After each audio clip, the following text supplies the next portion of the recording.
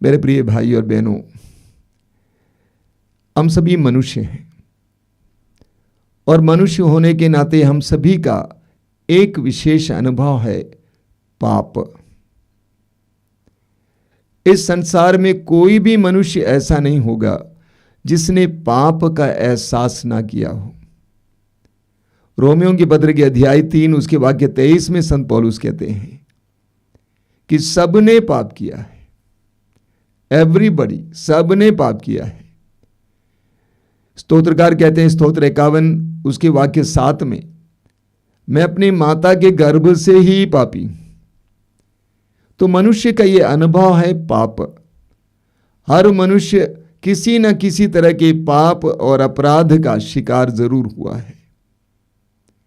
दूसरी तरफ हम इस तरह के कार्यक्रमों के द्वारा, प्रार्थनाओं के द्वारा प्रभु की कृपा प्राप्त करना चाहते हैं। मैं जानता हूं कि आप इस प्रार्थना में भाग ले रहे हैं, इन वचनों को सुन रहे हैं ताकि आपको प्रभु की कृपा मिले, आपको प्रभु से चंगाई मिले, जीवन में तरक्की मिले, अलग अलग प्रकार की कृपाएं प्राप्त हों। एक तरफ हम पाप का अनुभव करते हैं और दूसरी तरफ हम कृपा भी महसूस करना चाहते हैं। हमें क्या करना चाहिए? ऐसी अवस्था में हमें क्या करना चाहिए? इस्यास नबी अध्याय 30 उसके वाक्य 15 में प्रभु कहते हैं, जवाब के रूप में प्रभु देते हैं। प्रभु कहते हैं पश्चाताप और स्वीकृति में तुम्हारा कल्याण है। पश्चाताप और स्वीकृति में तुम्हारा कल्याण है। प्रभु कहते हैं पश्चाताप और स्वीकृति के द्वारा तुम्हारे लिए कल्याण का द्वार खुल जाएगा। पश्चाताप और स्वीकृति में सबसे पहले स्वीकृति का मतलब क्या है? स्वीकार करना। क्या स्वीकार करना? कि मैं कमजोर हूं, मैं दुर्बल हूं, मैं पापी हूं, मेरे जीवन की बहुत सारी व्यथाओं का मुख्य कारण मैं हूं, मैंने अपराध किया है, मैंने अपने आप को तोड़ दिया है। ये स्वीकार करना कि मैं पापी हूं, मैं दुर्बल हूं। आप पढ़ेंगे इस्यास नबी के ग्रंथ की अध्याय 6 उसके वाक्य 2 में लिखा हुआ है। प्रभु कहते हैं मैं उन लोगों पर कृपा दृष्टि करता हूं जो विनम्र हैं, पश्चातापी हैं और श्रद्धा से मेरी वाणी सुनते हैं। प्रभु कहते हैं मैं उन लोगों पर कृपा दृष्टि करता हूं जो विनम्र हैं, पश्चातापी हैं और श्रद्धा से मेरी वाणी सुनते हैं। यानी प्रभु कहते हैं कि मैं पश्चातापियों पर अपनी दया दृष्टि दिखाता हूं, अपनी कृपा दृष्टि दिखाता हूं। जो अपने पाप को स्वीकार करता है, मेरी दृष्टि उस पर बनी हुई है, मेरी कृपा दृष्टि उस पर बनी हुई है। स्तोत्रकार कहता है स्तोत्र 51 उसके वाक्य 19 में, हे प्रभु तू एक पश्चातापी दीनहीन हृदय का तिरस्कार नहीं करेगा। तू एक पश्चातापी दीनहीन हृदय का तिरस्कार नहीं करेगा। मैं विश्वास करता हूं एक पश्चातापी का जो अपने पाप को स्वीकार करता है तो उसका तिरस्कार कर ही नहीं सकता है। लेकिन इस दुनिया में बहुत सारे लोग अपने पापों को स्वीकार करने को तैयार नहीं हैं। सबसे पहले एक वर्ग है जो पाप को ही नहीं मानते हैं।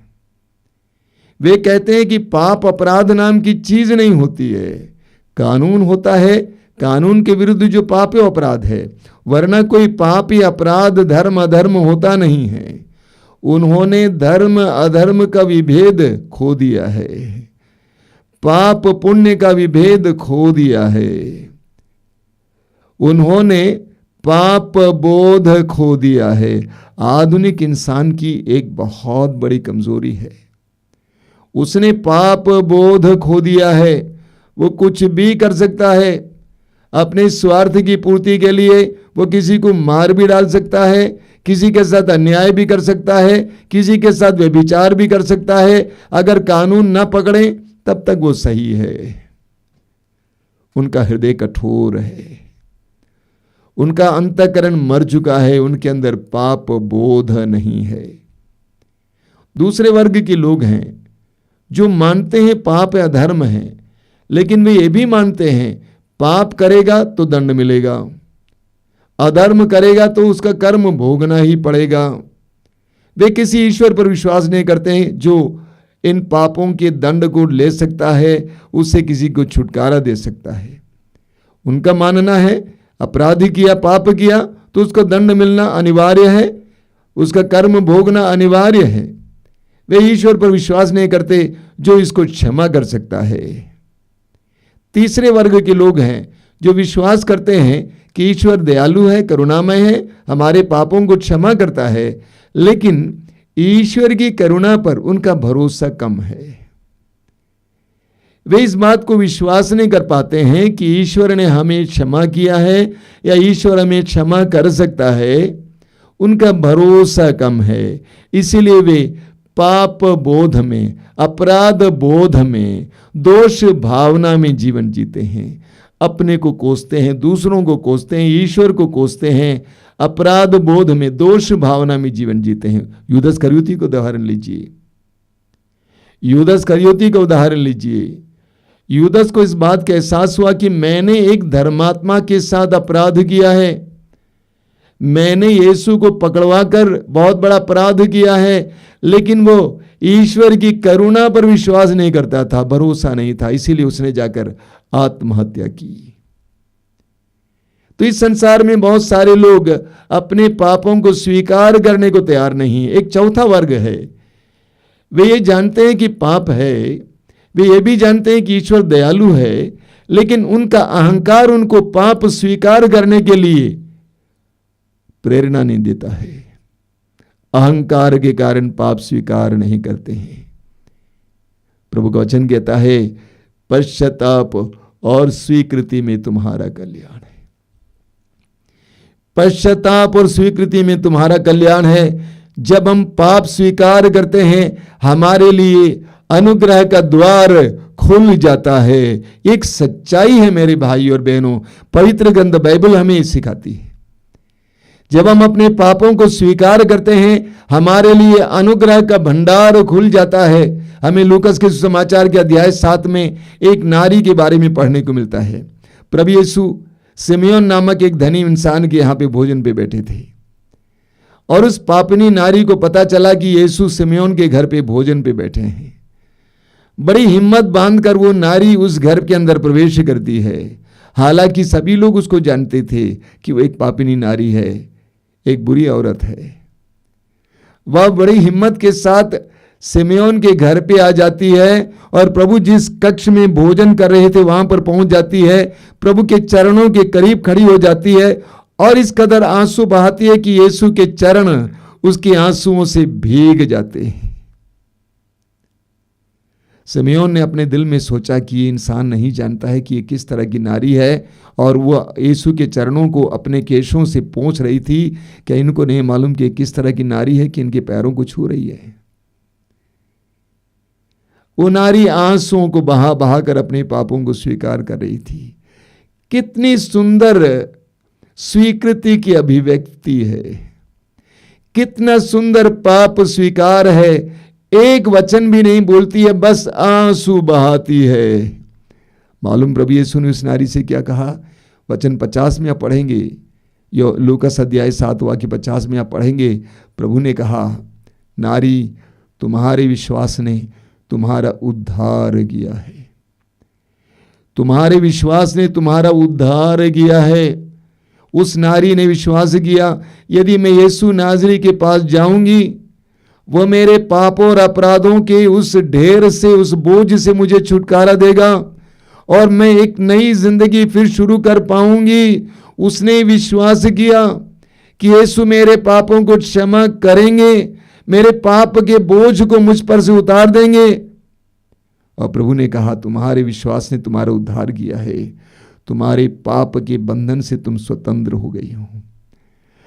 पाप के बंधन से, पाप के बोझ से, पाप के कलंक से, दाग से तुम स्वतंत्र हो गई हो, तुम आजाद हो गई हो, मुक्ति प्राप्त कर चुकी हो। बोलिए हालेलुया, हालेलुया, हालेलुया, हालेलुया। प्रवक्ता ग्रंथ के अध्याय 20 उसके वाक्य 4 में लिखा हुआ है, जो अपना अपराध स्वीकार करता है उसे कोई हानि नहीं होगी। कितनी सुंदर बात है, कितना सुंदर वचन है। लिखा हुआ है, जो अपना अपराध स्वीकार करता है उसे कोई हानि नहीं होगी। आपने कितना ही बड़ा अपराध क्यों ना किया हो, कितने ही बड़े पाप क्यों ना किए हो, अगर आपने अपने अपराध को स्वीकार किया प्रभु के सामने, वचन कहता है आपको कोई हानि नहीं होगी। बोलिए हालेलुया, हालेलुया, हालेलुया। अय्यूब का ग्रंथ अध्याय 22 वाक्य 21, बहुत जबरदस्त वचन है। अय्यूब का ग्रंथ अध्याय 22 वाक्य 21 में प्रभु कहते हैं, ईश्वर से मेल कर लो और तुम्हें फिर सुख शांति प्राप्त होगी। ईश्वर से मेल कर लो और तुम्हें फिर सुख शांति प्राप्त होगी। क्या तुमने अपने अपराध के द्वारा, पाप के द्वारा अपने सुख को गंवा दिया है, अपनी शांति को गंवा दिया है, अपने धन को गंवा दिया है, अपने नाम को गंवा दिया है, अपने स्वास्थ्य को गंवा दिया है, अपने परिवार को बर्बाद किया है? वचन कहता है प्रभु से, ईश्वर से मेल कर लो और तुम्हें फिर सुख शांति प्राप्त होगी। प्रभु यीशु ने हमारे सामने कितना सुंदर दृष्टांत रखा है। लूकास के सुसमाचार के अध्याय 15 उड़ाव पुत्र का दृष्टांत शायद मैं सोचता हूं सुसमाचार का सबसे मर्मस्पर्शी दृष्टांत है। उस दृष्टांत में हम पढ़ते हैं बेटा अपनी सारी संपत्ति उड़ा देता है, बाप से प्राप्त सारी संपत्ति को उड़ा देता है बुराई में, वेश्याओं में, ऐश आराम में, मनोरंजन में। सारी संपत्ति उड़ाने के बाद, गंवाने के बाद परदेश में वो एक नौकर का काम करता है। इतने बड़े धनी इंसान का बेटा परदेश में नौकर का काम करता है, सुअर चराता है। अचानक वो होश में आ जाता है कि मैंने क्या कर दिया है, मेरी क्या दशा है। और उसने कहा कि मैं उठूंगा और अपने पिता के भवन जाऊंगा, पिताजी से कहूंगा कि मैंने आपके विरुद्ध और स्वर्ग के विरुद्ध अपराध किया है, मैं आपका पुत्र कहलाने योग्य नहीं हूं, मुझे एक दास के रूप में अपने घर पे रख लीजिए। बेटा अपने पिता के भवन की ओर चल पड़ता है। वचन में लिखा हुआ है, प्रभु यीशु कहते हैं पिता ने पुत्र को दूर से देखा, पिता ने पुत्र को दूर से देखा, पिता उसकी ओर दौड़ पड़ता है और उसको गले से लगाता है। पुत्र की एक भी बात नहीं सुनता है, उसको गले से लगाता है, उसके लिए चप्पल का प्रबंध करता है, अंगूठी का प्रबंध करता है, कपड़े का प्रबंध करता है, भोज का प्रबंध करता है। वचन कहता है ईश्वर से मेल कर लो, तुम्हें फिर सुख शांति मिलेगी। ईश्वर से मेल कर लो, अपने पाप को स्वीकार कर लो, तुम्हें फिर सुख शांति मिलेगी। एक बहुत जबरदस्त वचन आप मिलता है सूक्ति ग्रंथ की अध्याय 28 उसके वाक्य 13 में। सूक्ति ग्रंथ की अध्याय 28 वाक्य 13 में प्रभु क्या कहते हैं, जो अपने पाप को छिपाता है वह कभी उन्नति नहीं करेगा। जो अपने पाप को छिपाता है वह कभी उन्नति नहीं करेगा, लेकिन जो उसको प्रकट करता है, उसको स्वीकार करता है और उसका परित्याग करता है, उस पर दया की जाएगी। प्रभु कहते हैं जो अपने पाप को छिपाता है वो कभी उन्नति नहीं करेगा। बहुत सारे लोग अपने पापों को छिपाते हैं, अपने पापों को छिपाने के लिए सबको शांत करते हैं, मौन करते हैं, कोई नहीं बोलना। अपने पाप को छिपाते हैं ये सोचकर किसी ने नहीं देखा, सिर्फ उसको मालूम है और मुझे मालूम है और किसी को नहीं मालूम है। सोचता है कि इसको छिपा लूंगा और भी उपाय ढूंढते रहते हैं अपनी जिंदगी की परेशानियों के लिए। और मैं लोगों से कहता हूं कोई दूसरा उपाय नहीं है, कोई दूसरा उपाय नहीं है। पाप स्वीकार करना होगा। मैं लोगों से बोला करता हूं जब तक आपके अंदर पाप निवास करेगा आप बेचैन रहेंगे, परेशान रहेंगे। जब तक पाप आपके अंदर निवास करेगा आप बेचैन रहेंगे, परेशान रहेंगे। कोई दूसरा रास्ता नहीं है, उसको निकालना होगा। वो कैंसर की तरह है, वो कैंसर की तरह है जो आपको बर्बाद करेगा, आपको मार डालेगा। इसीलिए उसको स्वीकार करना, उसका परित्याग करना जरूरी है। जब तक पाप आपके अंदर है आपकी उन्नति नहीं होगी, वचन कहता है। इसीलिए उसको स्वीकार करना होता है। मैं अक्सर लोगों से बोला करता हूं आप पाप को पचा नहीं सकते, आप पाप को पचा नहीं सकते। पाप को स्वीकार करना होगा, प्रकट करना होगा। यही कारण है हमने देखा है बहुत सारे विशेष करके कैथोलिक भाई बहन जो साधनाओं में जाते हैं और पवित्र वचन सुनने के बाद उनको पाप का बोध होता है। देखिए पाप का बोध हमें तभी मिलता है जब हमारे अंदर पवित्र आत्मा कार्य करने लगता है। इसीलिए प्रभु यीशु ने स्वयं कहा है यूहन्ना के समाचार के अध्याय 16 में कि पवित्र आत्मा ही हमें पाप बोध देता है। जब आप पवित्र वचनों को सुनने लगते हैं, आपके अंदर अचानक पवित्र आत्मा कार्य करने लगता है, तो आपको पाप बोध होता है, अपने पापों का एहसास होता है। कई जगहों पर मैंने देखा है जहां पर कन्वेंशन दिया जाता है, पवित्र आत्मा उनके जीवन में कार्य करने लगता है, उनको पाप बोध होता है, इस बात का एहसास होता है कि हमने पाप किया है। हमारे आश्रम में हजारों की संख्या में लोग आते हैं। जब सबसे पहले लोग आते हैं उनको इस बात का ख्याल नहीं होता है। धीरे ही धीरे पवित्र वचन सुनने के बाद, प्रार्थना करने के बाद उनको अपनी गंदगी और अपने अपराधों का एहसास होता है, वे रोने लगते हैं। एक जगह पर अभी मुझे याद है, राजस्थान में सभा चल रही थी। उस सभा के पीछे एक लड़का था। वो लड़का वचन सुनने के बाद दौड़ के आगे की ओर आया, ये कहकर कि मुझे पाप स्वीकार करना, मुझे पाप स्वीकार करना है। तो पवित्र आत्मा ही हमें पाप बोध दे सकता है। जब हम अपने पापों को स्वीकार करते हैं तो हमारे लिए कृपाओं का भंडार खुल जाता है। यही कारण है कई कैथोलिक भाई बहन अच्छा पाप स्वीकार संस्कार ग्रहण करने के बाद उनके जीवन में जो बाधाएं थी, बाधाएं मिट जाती हैं, उनके लिए कृपा का द्वार खुल जाता है। बोलिए हालेलुया, हालेलुया, हालेलुया, हालेलुया। यूहन्ना के पहले पत्र के अध्याय 1 उसके वाक्य 9 में संत यूहन्ना कहते हैं, यदि हम अपने पाप को स्वीकार करते हैं, यदि हम अपने पाप को स्वीकार करते हैं तो प्रभु हमारे पापों को क्षमा करेगा और हमें अधर्म से छुड़ाएगा। जब हम अपने पाप को स्वीकार करते हैं क्या होता है? सबसे पहले प्रभु हमारे पापों को क्षमा करते हैं, दूसरा हमें अधर्म से छुड़ाते हैं। जिस बुराई में आप फंसे हुए थे, जिस बंधन में आप थे, हो सकता है कि आप नशे के बंधन में थे, आप कोई अवैध रिश्ते के बंधन में थे, गलत रिश्ते के बंधन में थे, गंदी आदत में थे।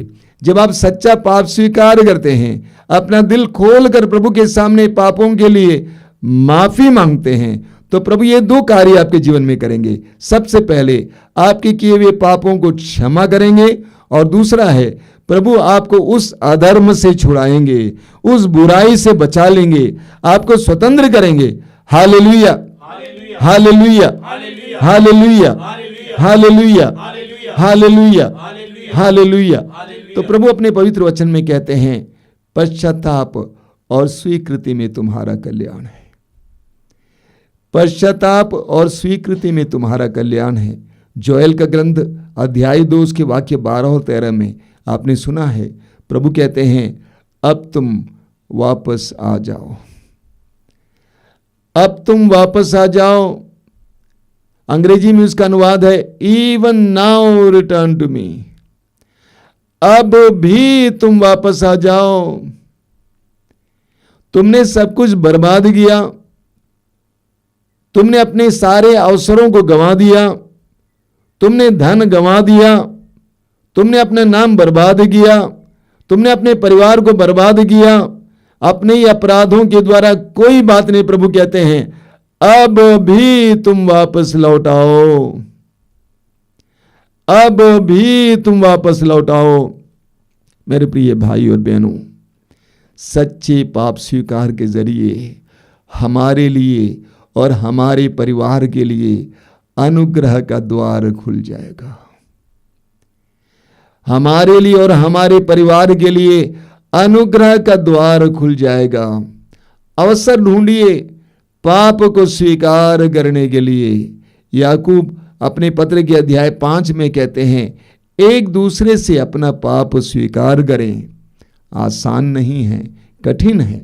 प्रभु को धन्यवाद कि कैथोलिक कलीसिया में पाप स्वीकार संस्कार की विधि है, जहां पर एक विश्वासी और एक पुरोहित जो भी हों, एक दूसरे पुरोहित के पास जाकर अपने पापों को बताता है और वो पुरोहित उन बातों को रहस्य में रखता है, प्रभु की ओर से सलाह देता है, प्रभु की ओर से पाप क्षमा देता है। हमें पाप के बंधन से आजाद किया जाता है। जो कैथोलिक भाई बहन हैं, इस संस्कार को समय समय पर स्वीकार करना।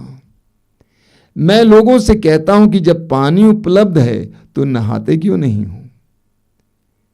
जितनी बार हो सके पाप स्वीकार करते हुए हम अपनी आत्मा को स्वच्छ रखें, हम अपने हृदय को स्वच्छ रखें, हम अपने अंतःकरण को स्वच्छ रखें, ताकि हर समय हम प्रभु की कृपा को प्राप्त करने के लिए तैयार रहें। बोलिए hallelujah, hallelujah, hallelujah, hallelujah, hallelujah. पाप स्वीकार के द्वारा हमारे लिए अनुग्रह और आशीष का भंडार खुल जाता है।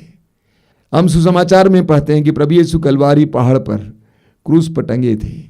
उनके दाएं बाएं 2 डाकू टंगे थे। बाएं का डाकू लगातार यीशु को उपहास करता जा रहा था, लेकिन दाएं के डाकू ने यीशु को पहचान लिया और उसको अपने पाप का बोध हुआ। उसने महसूस किया कि हम जो भोग रहे हैं हमारी करनी का फल है। उसने यीशु की ओर मुड़कर कहा कि यीशु, जब आप अपने राज्य में होंगे मुझे भी याद करना। प्रभु ने उससे कहा, मैं तुमसे सच सच कहता हूं, आज ही तुम परलोक में मेरे साथ होगे। आज ही तुम परलोक में मेरे साथ होगे। अपने जीवन के अंतिम पल में उसने अपने पाप को स्वीकार किया और उसके लिए पश्चाताप किया। स्वर्ग का द्वार उसके लिए खुल गया और उसके द्वारा उसके परिवार के लिए आशीष का द्वार खुल गया। हर बार जब हम प्रभु के सामने अपने पापों को स्वीकार करते हैं, हमारे लिए अनुग्रह का द्वार खुल जाता है। मेरे प्रिय विश्वासी भाइयों और बहनों, वचन को गंभीरता से लें। प्रभु कहते हैं, जो अपने पाप को छिपाता है वह कभी उन्नति नहीं करेगा, लेकिन जो अपने पाप को स्वीकार करता है और उसका परित्याग करता है, उस पर दया की जाएगी। आइए हम प्रार्थना करें।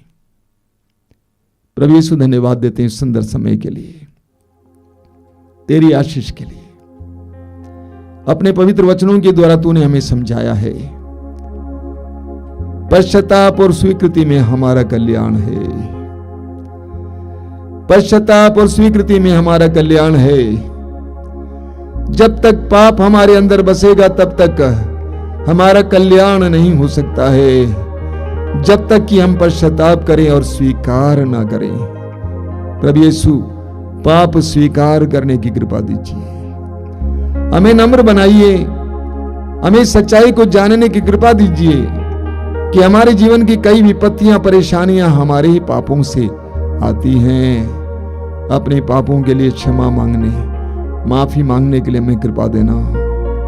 पश्चाताप करने, अपने पापों को स्वीकार करने की कृपा देना। यीशु, हमें कृपा देना, सच्चे पाप स्वीकार के लिए कृपा देना, ताकि हमारे लिए और हमारे परिवार के लिए अनुग्रह का द्वार खुल जाए, आशीषों का द्वार खुल जाए।